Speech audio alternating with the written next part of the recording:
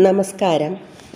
ഗുരുഗീത 56 തൊട്ട് 60 വരെ ചൊല്ലാമെന്ന് വിചാരിക്കുന്നു. ക്ഷമിക്കണം എല്ലാവരും. പനിയായ കാരണമാണ് എനിക്ക് വീഡിയോ അയക്കാൻ ബുദ്ധിമുട്ടായത്. സൗണ്ട് പോയിരുന്നു, അതുകൊണ്ടാണ്.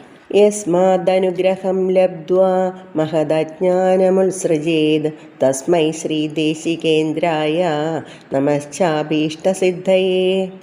ഗുരുദേവൻ്റെ അനുഗ്രഹം ലഭിക്കുന്നതോടെ വലുതായ അജ്ഞാനം ഇല്ലാതാകുന്നു. അതുകൊണ്ട് അഭീഷ്ടസിദ്ധിക്കായി ഞാൻ ഗുരുനാഥനെ നമിക്കുന്നു.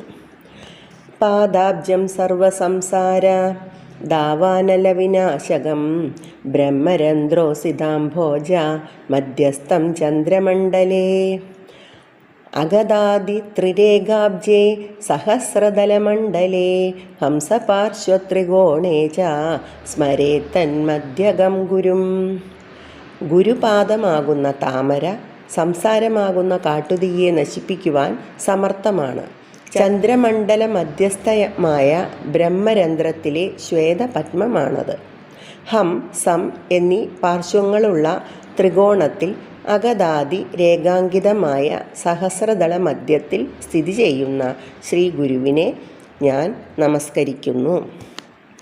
സകലഭുവന സൃഷ്ടി കൽപ്പിതാശേഷപുഷ്ടിർ നിഖില നിഗമദൃഷ്ടി സമ്പദാം വ്യർത്ഥദൃഷ്ടി അവഗുണപരിമാഷ്ടി തത്പദാർത്ഥൈകദൃഷ്ടിർ ഭവഗുണപരമേഷ്ടിർ മോക്ഷമാർഗൈകദൃഷ്ടി.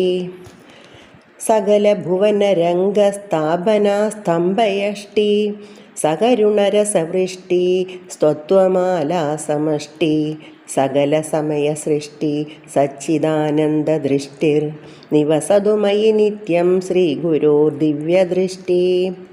സർവപ്രപഞ്ചത്തെയും സൃഷ്ടിച്ചതും സ്രഷ്ടമായ അവയെ പുഷ്ടിപ്പെടുത്തുന്നതും സകല വേദശാസ്ത്രങ്ങളിലും പതിഞ്ഞതും സമ്പത്ത് അശേഷം തത്വപദാർത്ഥത്തിൽ മാത്രം ഊന്നിയതും സംസാരമാകുന്ന യാഗമായതും മോക്ഷമാർഗത്തിൽ ഊന്നിയതും ലോകമാകുന്ന വേദിക്കാധാരമായ സ്തംഭമായതും കരുണാരസവൃഷ്ടിയായതും വിവിധ തരം തത്വമാലയായതും സദാ സൃഷ്ടിക്കാസ്പദമായതും സച്ചിദാനന്ദ രൂപത്തിൽ പതിഞ്ഞതുമായ ശ്രീ ഗുരുവിൻ്റെ ദിവ്യദൃഷ്ടി സദാ എന്നിൽ നിവസിക്കുമാറാകണേ.